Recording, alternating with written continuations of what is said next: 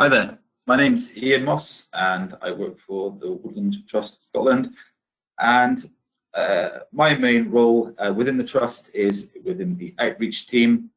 This basically means that I am an advisor providing advice and guidance to third-party landowners just with regards to woodland creation projects of all sizes, and kind of getting into a bit of detail with regards to site suitability, species choice, looking at grant and other funding options, and kind of providing a hand-holding service, basically being there for as little or as much as the landowner wants or needs, and as I say, working with landowners, community groups, corporates, and all other kind of bodies in between. What I'll be kind of touching on today is a little bit about the Trust itself and what we do, and then kind of a wee bit of a whistle-stop kind of tour, kind of going over some basic points about tree planting and woodland creation, with a particular view on things like smallholdings and crofts. We do a lot of work in these particular areas. There's a lot of interest, burgeoning amount of interest in planting smallholders and crofts, and we have a specific team that's dedicated to the croft woodland aspect of that, which is aptly named the Croft Woodland Project. That runs obviously in the crofting counties, so on the west coast and further up north and around the kind of the north of Inverness area.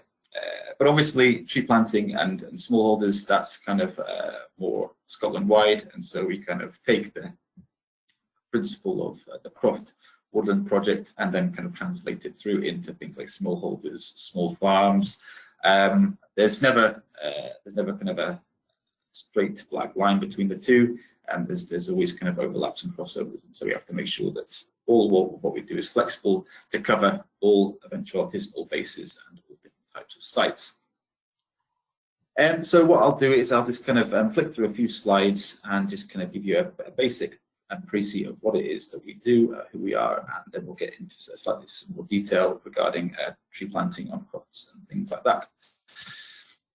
So who are we? Who are the Trust? Well, the Trust is the UK's leading wood and conservation charity. We have over 80 woods that we own and manage ourselves in Scotland. And altogether across the UK, we've got 1,200 plus. I'm not sure of the number exactly, but it definitely is over that number. We're buying sites constantly. In fact, we've bought a relatively large site up in Scotland just last year at Ben Shieldig, 1,600 hectares over near Loch Torridon. So that it was our first mountain acquisition, which is very exciting for us. All the woods that we own and manage are free for the public to enjoy, and we now have over 700,000 supporters and members that support the Trust in some shape or fashion. So why trees and woodland? Well, it's a simple question to ask, but usually you have to kind of base it into some kind of context.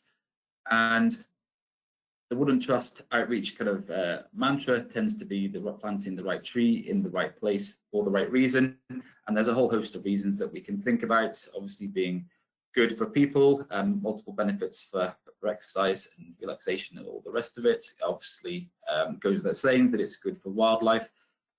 Sensitive tree planting in the right areas can obviously have a host of benefits to wildlife, birds, insects, and all the rest of it. And then there's wider environmental benefits, carbon sequestration, natural defence against flooding, providing shelter from the elements. Obviously, we'll be talking a wee bit about that. And again, as well, offering a sustainable supply of eco-friendly fuel. So why now?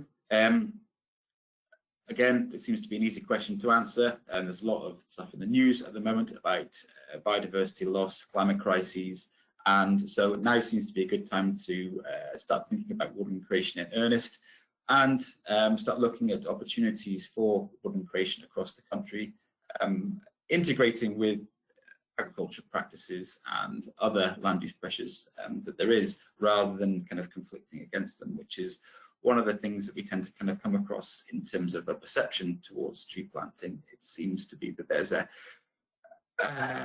perspective or a perception that it needs to be an either or as well, as opposed to an as well as, and so that's one thing that we're trying to get across.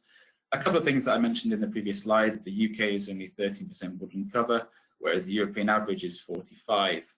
Scotland's native woodland cover, so that's taking out the commercial element, is down to 4%. Since the 30s, we've lost over 50% of what ancient woodland remained, and today only 2% remains intact, and that is largely unprotected and under continual threat. So again, it's one of the reasons why we're looking at woodland creation, to try and bolster that relatively low number and try and get it doubled.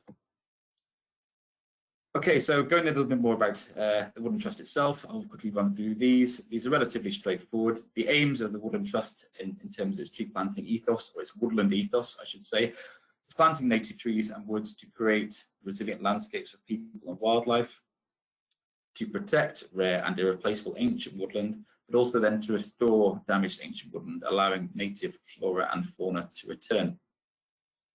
Right, okay, so that's basically a wee bit of a whistle-stop tour in terms of what the Woodland Trust is. Now I will start talking a little bit more about tree planting for smallholders, and some of the challenges that may arise, and the opportunities and the processes that we use to try and get around some of those challenges. Okay, so planting in smallholders and crofts. So it does require a little bit more nuance and a little more thought than just standard, planting a tree into the ground. You have to think about things like siting of where the woodland is. In a lot of crofts and smallholders, space may be a premium, so you need to make sure that the block of woodland that you're putting in is correctly sited, where it's going to serve a function. Obviously, the structure of that is also going to come into play as well. Species selection is obviously a very key component, especially depending where you are in the northwest, where species choice might well be reduced. As I said before, the woodland needs to have a function. It can't just be trees in the ground for trees' sake, whilst that is a good reason in anyone's book. As I said before, space might be at a premium, so we need to think about what the woodland can do once it is in the ground.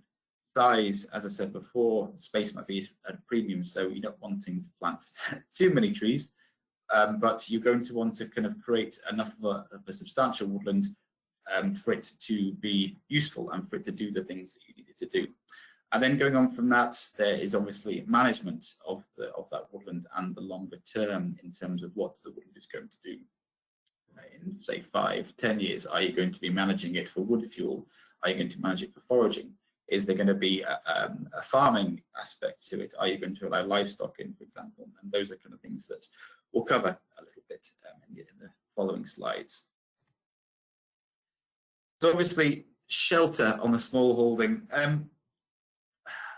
I suppose the main element of tree planting for a smallholder is basically going to create a multifunctional shelter belt. So that's kind of what we'll be kind of focusing on. As I said before, space will be tight in a lot of cases, so there needs to be not just tree planting for shelter or tree planting for amenity or for wildlife or for fuel. There needs to be a mixture of all three. And the shelter aspect of tree planting on smallholding or a croft tends to have the most tangible benefits. So as you can see listed there, there's a few benefits of reduced heating costs and CO2 emissions, increased grass growth, lambing percentage, and wool yields. There's also things like reduced mortality of lambs if they're able to find natural cover during lambing, and obviously an increased food efficiency. So a shelter belt will basically create those small sheltered areas in the lee of the wind where you can have livestock and or crops, and they will show an increase in efficiency where they do have that natural cover to hide behind. So siting for a shelter belt, again, everyone has probably seen a diagram of this type at one time or another. A shelter belt should be planted usually where it can be allowed north to south. with a wind firm corner that's in the direction of the wind. The shelter belt itself should be planted relatively densely. So the standard tree planting density is around about 1,600 a hectare for native tree planting, native broadleaves. For commercial plantations, just to give a comparison, that's around about 2,500 stems a hectare.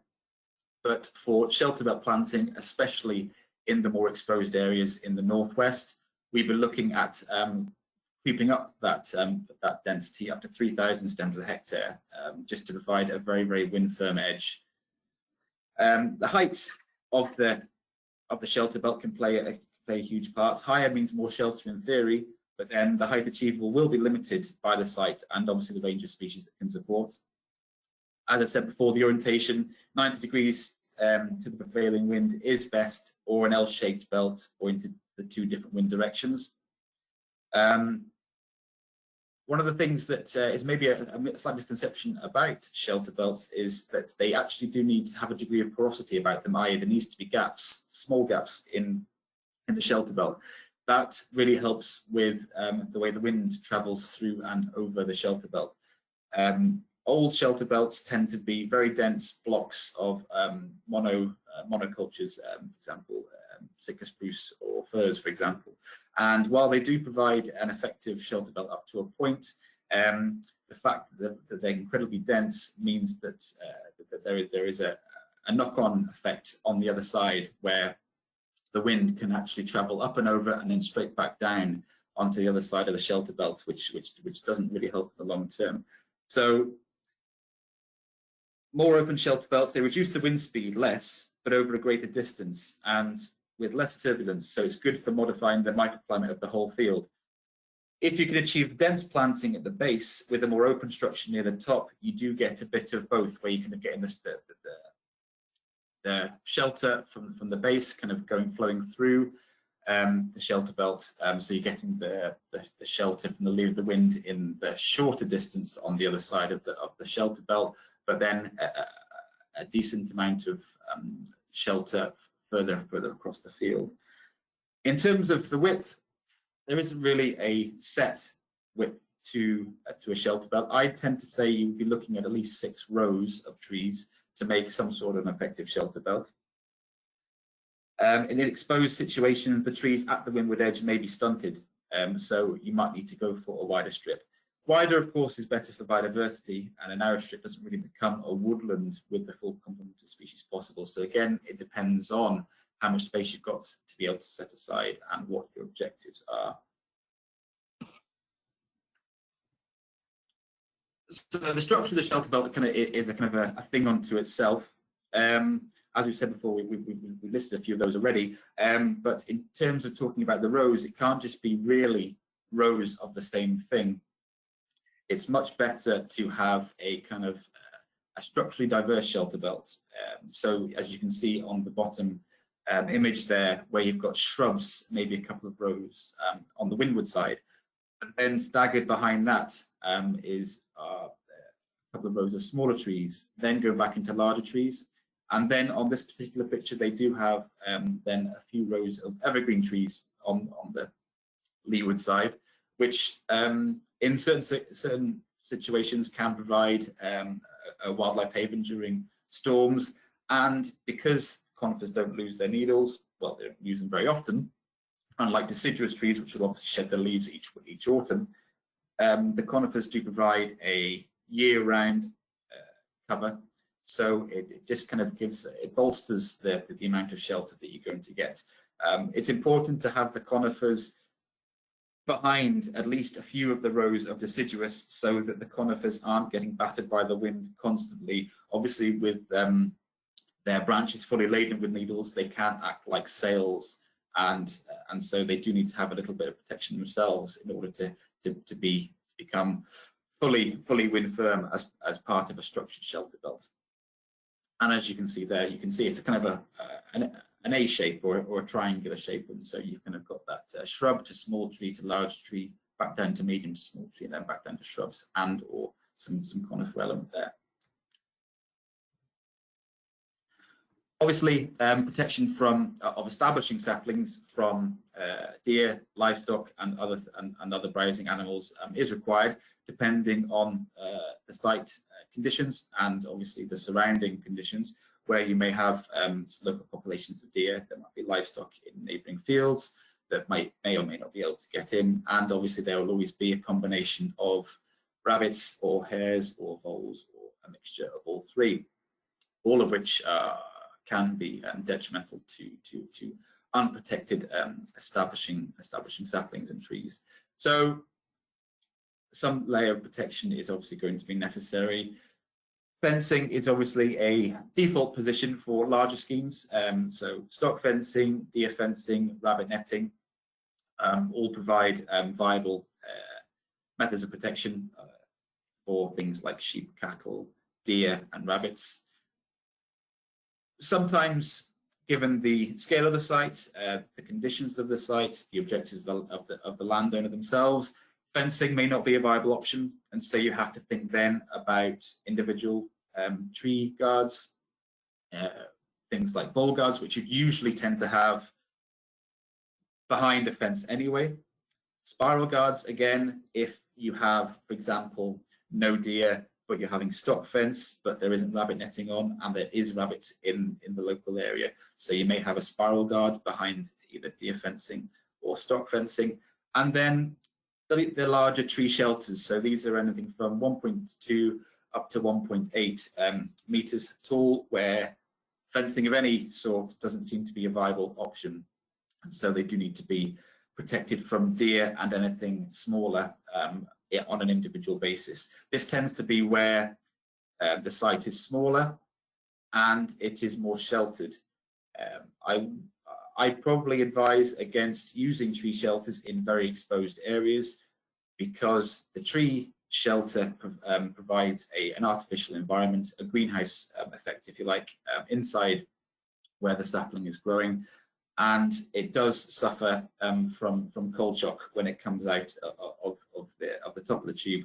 And if it is very exposed, it'll get blown about, and it won't have been able to properly root itself, because it won't have been acclimatized right from the get-go, right when it was planted. So there is a kind of a slight nuance in terms of when you'll be using tree shelters and when fencing will be a more effective option.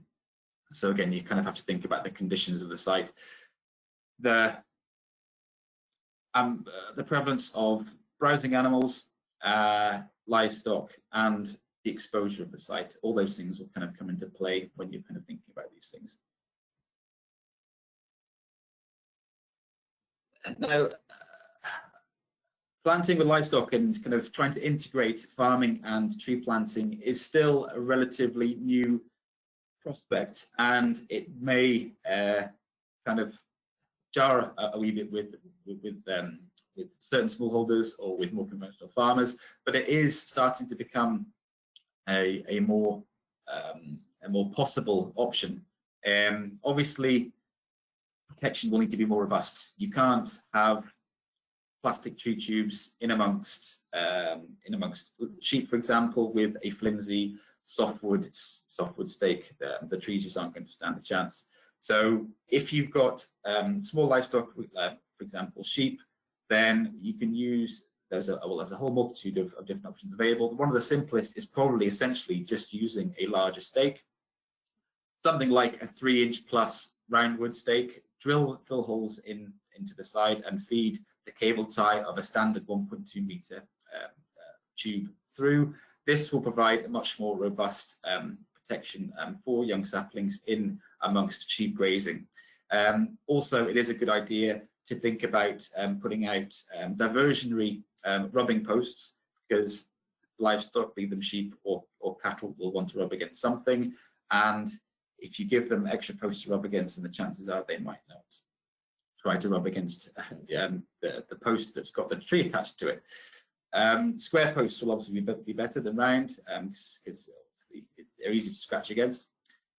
For cattle, if you look at the top right-hand picture there of a post and rail fence enclosure, this has been done on a site that I'm involved with to basically protect small copses of establishing trees in amongst cattle grazing. So obviously the costs start to get a little bit more expensive, get a little bit higher once you start to talk about fencing. But again, these things that you kind of have to weigh up on an economic basis. There's other options as well. Multiple posts with ryelock netting around, for example.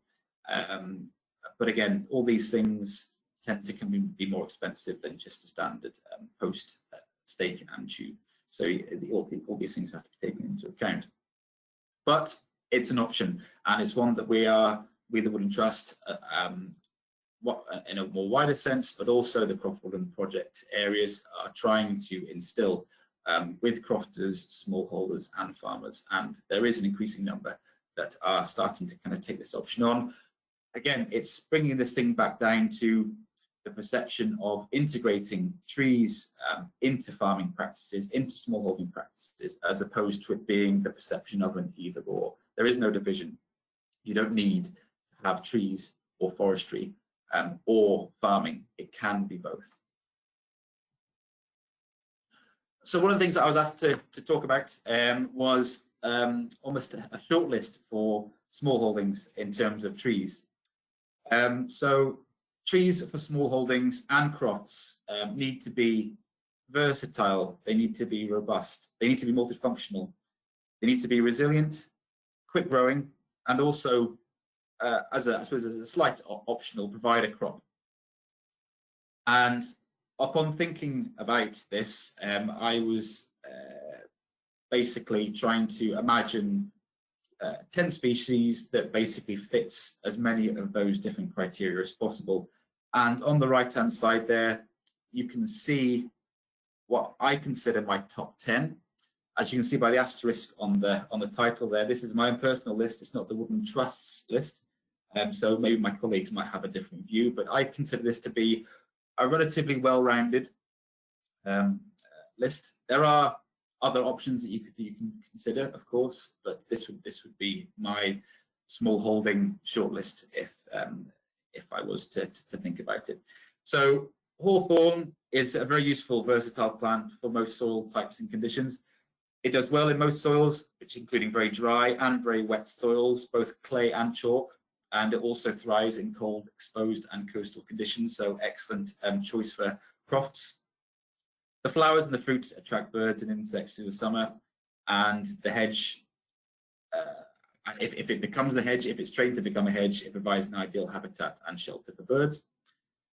Elder is a shrub common in the countryside, often planted near settlements, possibly because of its medicinal and culinary purposes.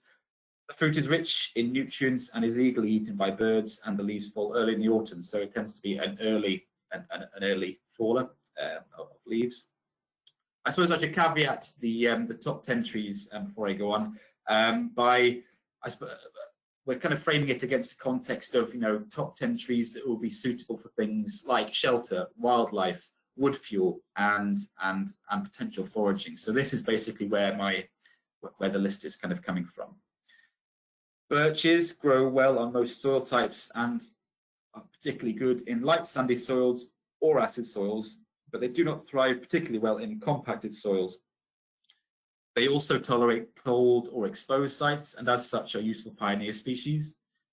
They regenerate profusely after disturbance, they're fast growing, and they provide dappled shade and amass of seeds, leaves and barks which are conducive to other wildlife.